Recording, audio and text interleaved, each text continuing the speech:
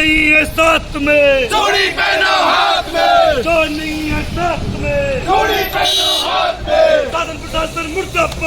उतारने का काम करना चाहिए, बिगाड़ने का काम नहीं करना चाहिए, जिससे हमारे बच्चे बिगड़े, कुछ हो गए, कुछ हमें प्रशासन शासन के सम्मान में जो है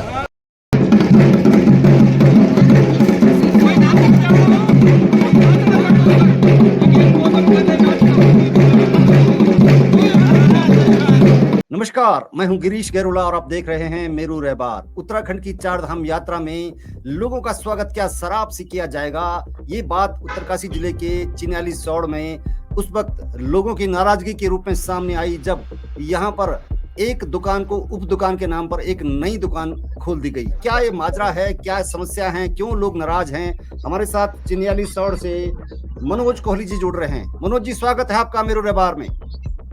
जी धन्यवाद गैरोला जी।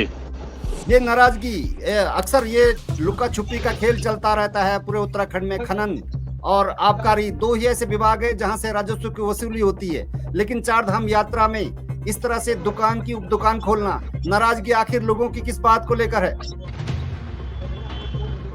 देखिए गैरोला जी, ये काम तो इन्होंने बहुत गोपनीय तरीके से और हमारी अनुपस्थिति में, हम लोग यहाँ पर नए थे, गांव के प्रधान और प्रतिनिधि और सम्मानित सामाजिक कार्यकर्ता सुमन जी भी यहाँ पे नए थे, अन्य जो हैं हमारे भाजपा से जुड़े बड़े भाई लोग वो भी यहाँ पे नए थे, डॉक्टर साहब वगैरह।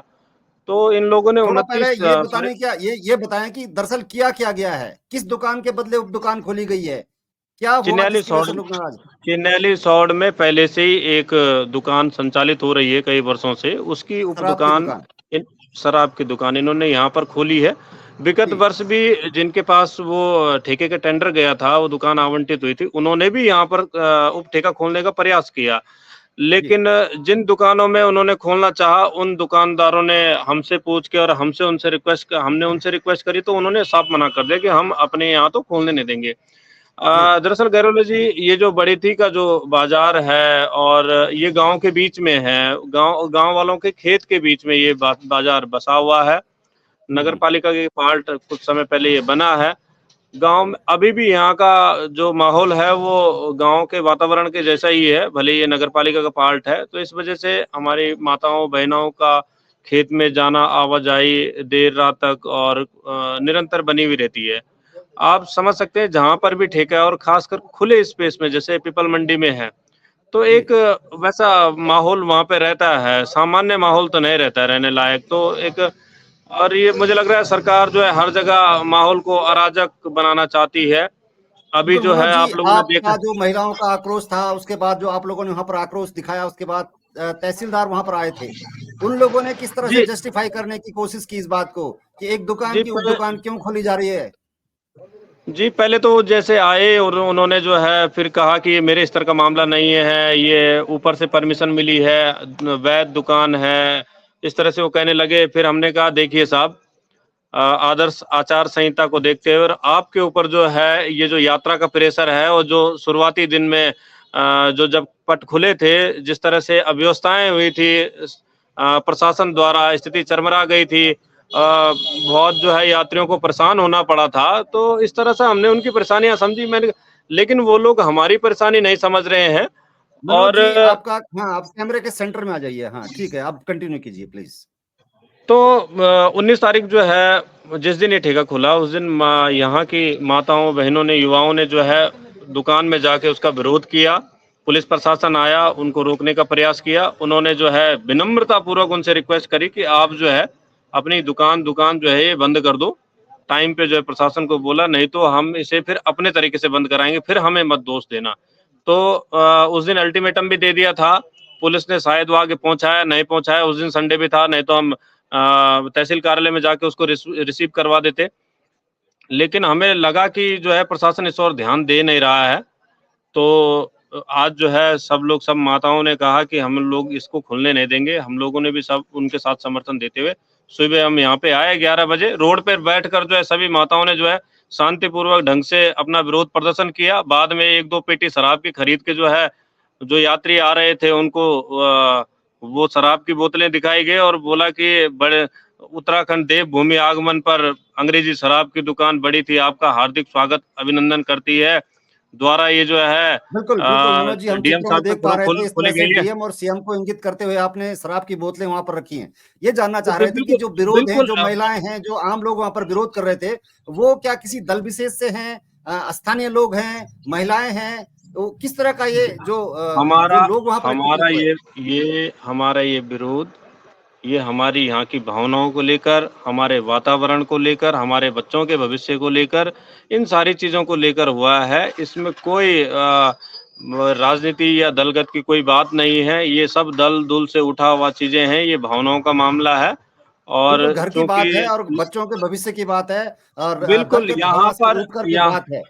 ये आपने कहा, ये लेकिन लोग निरंतर जिस हम तरह से लोग यहाँ प्रशासन पर का उपेक्षा रवैया है, जिस तरह से जी। प्रशासन का रवैया है, आपको लगता है कि कुछ करेंगे? अगर नहीं लगता तो आपका क्या अगली रणनीति होने वाली है? महिलाएं क्या कह रही हैं कल के लिए? अभी भी हम प्रशासन की मजबूरी को समझते हुए जो है उनको सहयोग कर रहे हैं। वो दिन में आए थे तो उन्होंने कहा हम लोग रिपोर्ट भेज रहे हैं आगे। हमने चलो कोई बात नहीं, आपकी मजबूरी समझते हैं इस समय, कोई दिक्कत नहीं। लेकिन ये हमें लग रहा है ये हमें विवश कर रहे हैं और अगर ये समय पर इस दुकान को क्लोज नहीं करेंगे, कल तक का इनके पास अंतिम दिन है, तो हम सारी हदें पार कर देंगे।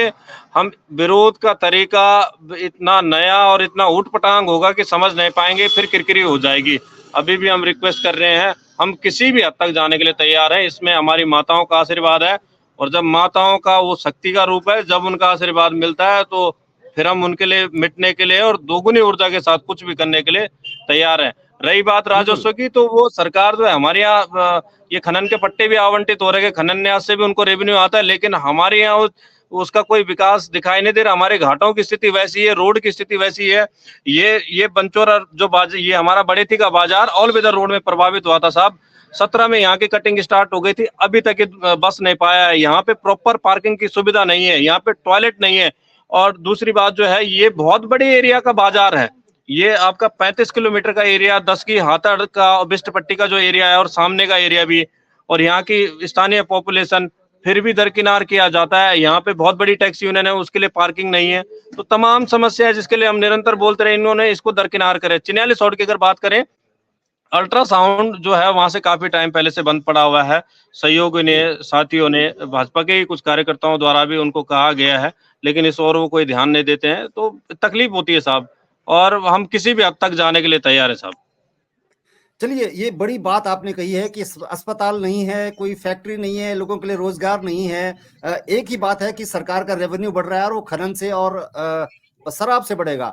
बड़ा सवाल ये है कि तीर्थाटन और पर्यटन को लेकर के क्या सरकार अभी कोई गाइडलाइंस नहीं बना पाई है? क्या स्थानीय लोगों को नहीं समझा सकी है कि तीर्थाटन और पर्यटन में किस तरह का फर्क है? देवभूमि में शराब को लेकर के क्या नीति है?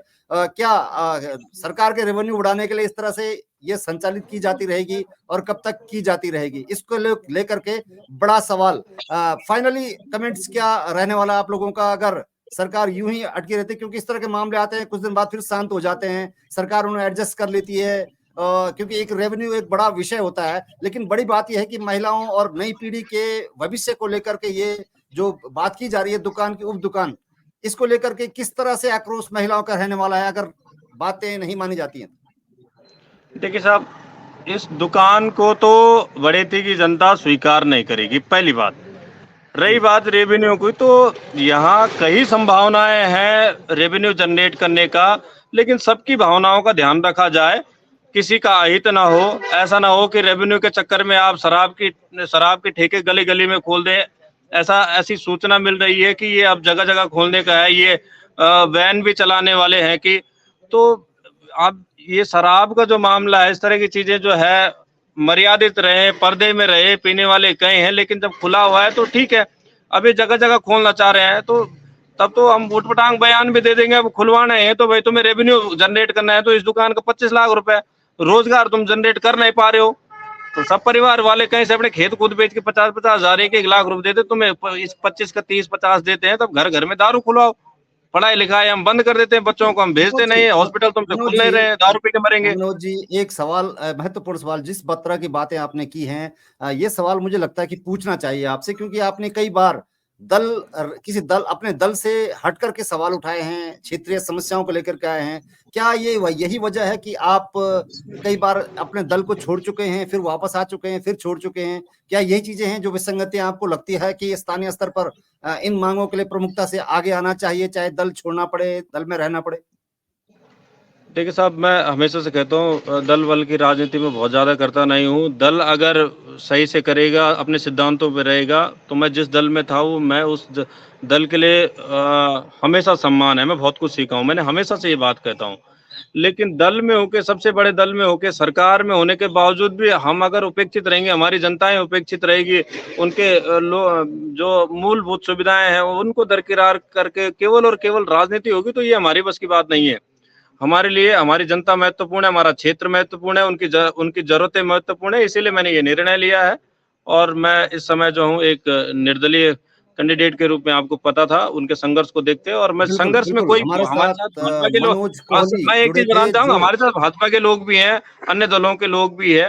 तो ये बात है संघर्ष की, तो संघर्ष के साथ हम हमेशा खड़े रहते हैं, अपने क्षेत्र के लोगों के लिए, जनता के लिए, उनकी जरूरतों के लिए, बच्चों के भविष्य के लिए। बिल्कुल, ये मनोज कोहली थे जो पहली बार नहीं, इससे पहले भी कई बार आंदोलन के लिए आगे आ चुके हैं, अपने दल को छोड़ चुके हैं, इस तरह की बातें कर चुके हैं। उनका कहना है कि बराबर जो क्षेत्रीय समस्याएं हैं वो उनके लिए प्रमुख हैं, कोई राजनीति उनके लिए प्रमुख नहीं है। अब देखना ये होगा कि जो उत्तरकाशी प्रशासन है, जो चिन्याली सड़क का स्थानीय प्रशासन है, वो इस शराब की दुकान को लेकर के क्या सोचता है। ये बड़ा सवाल है कि क्या देवभूमि में, क्या चार धाम यात्रा में लोगों का इस तरह से ही शराब से स्वागत किया जाएगा? क्या तीर्थाटन और पर्यटन की कोई नई परिभाषा उत्तराखंड सरकार गढ़ने जा रही है? तो शुक्रिया मनोज जी हमारे साथ जुड़ने के लिए। मैं आपको एक चीज और बताना चाहूंगा, हम लोगों ने जो है, अगर ये मानते नहीं है, अभी तो हम अभी भी रिक्वेस्ट ही कर रहे हैं। मैं आपके चैनल के माध्यम से सीएम साहब, डीएम साहब, सबसे जो है रिक्वेस्ट करता हूँ कि इसको जल्दी से जल्दी समस्या को समाधान करें। हमने टैंकर बुलवा रखे हैं, हम इन्हीं ठेकों से शराब खरीद के उस टैंकरों में मिलाएंगे, जो यात्री आ रहे हैं उनके स्प्रे करके उनको उन पे स्प्रे डालेंगे। और हम क्या कर सकते हैं, कुछ ना कुछ तो हम करेंगे, हम उठपटांगी करेंगे साहब। अब सीधे से हमने 3 दिन तो है इनको टाइम दिया, आज भी हमने विनम्रता पूर्वक वो किया, कल हम किसी भी हद तक जाने वाले। इससे आपसे निवेदन है, आप उनको पहुंचाएं चीजों को, और आप लोग जो है अपने चैनल के माध्यम से तो सहयोग कर ही रहे हैं, तो आपका धन्यवाद। चलिए, शुक्रिया। मनोज कोहली साहब हमारे साथ जुड़े थे, जो कह रहे हैं कि उनका स्वरूप, आंदोलन का स्वरूप उग्र हो सकता है, यात्रियों के साथ सहयोग लिया जा सकता है। किस रूप में सहयोग लिया जाएगा और प्रशासन किस रूप में सामने आएगा, देखना दिलचस्प रहेगा। शुक्रिया मनोज जी।